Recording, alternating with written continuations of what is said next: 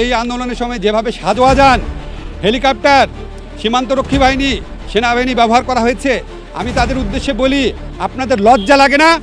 যখন সীমান্তে বাংলাদেশের মানুষকে হত্যা করে তখন কিচ্ছু করতে পারেন না, লাশ হস্তান্তরের জন্য হাতে পায়ে ধরেন। আপনাদের লজ্জা করে না? মিয়ানমার বারবার বাংলাদেশের স্থলসীমা অতিক্রম করে অ্যাটাক করে এই করে চুপচাপ বসে থাকেন। সব বীরত্ব, সব সাহসিকতা, সব অস্ত্র বাংলাদেশের তরুণদের উপর। আপনাদের লজ্জা হওয়া উচিত। এই সমস্ত বাহিনীর যারা প্রধান আছেন, আপনাদের লজ্জা হওয়া উচিত এবং আপনাদের মনে রাখা উচিত, কোনো অবৈধ আদেশ মানতে, চরম মানবাধিকার বিরোধী কোনো অবৈধ আদেশ মানতে আপনারা বাধ্য না। আপনারা আজকে যে কাজ করেছেন, কেউ বেশি করেছেন, কেউ কম করেছেন। আপনাদের পরিবারে আপনাদের সন্তানদেরকে জিজ্ঞেস করে দেখেন আপনারা ঠিক কাজটা করেছেন কিনা। নিজের বিবেকের কাছে জিজ্ঞেস করে দেখেন।